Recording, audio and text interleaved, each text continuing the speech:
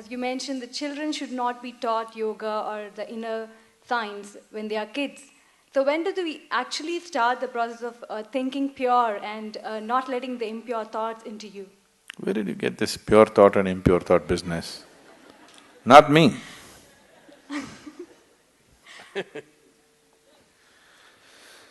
Thought, whatever kind of thought you have,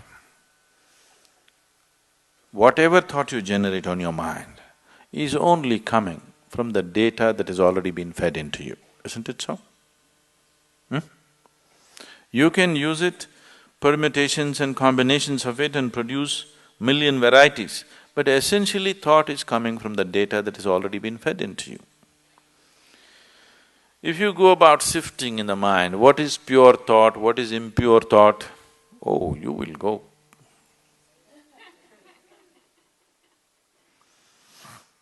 And if you are trying to curb the impure thought and produce pure thought, you've finished.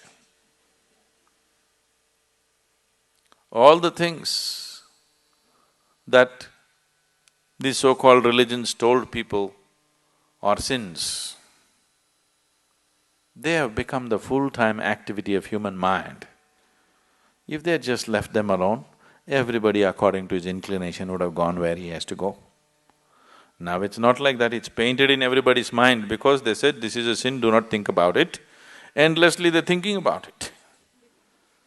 They're not even as free as dogs and cats are, human beings.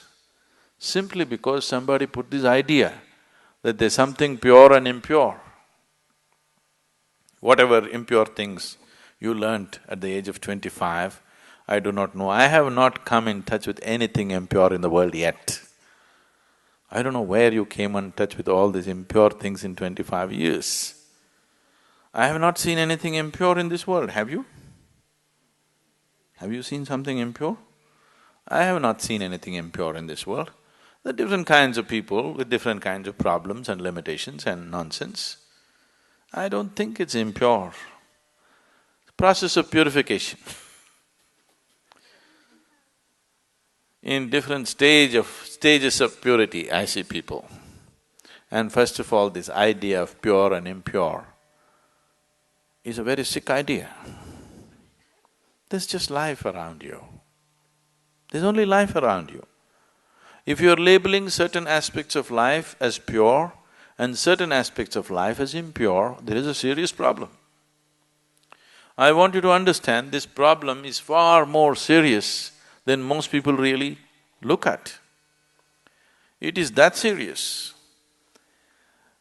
Right now, many religions and cultures on the planet have labeled the fundamental biology itself as impure. Yes? Yes or no? The basic biological processes themselves as impure. Sexuality is impure, a woman's menstrual cycles are impure. What the hell, you're born out of it, then you are also impure, everything in the world is impure, creation is impure. If you like that word, you can use it. But who are you to decide what is pure and impure? This is the way life is made, isn't it? It all depends on how you do what you do, isn't it? With how much awareness you approach it. The same things can become beautiful, the same things can become ugly, depending upon who is doing it and how he is doing it, isn't it so? Yes. Something as simple as eating. Eating can be a beautiful experience, not just for nourishment, even as an experience, it can be a beautiful experience.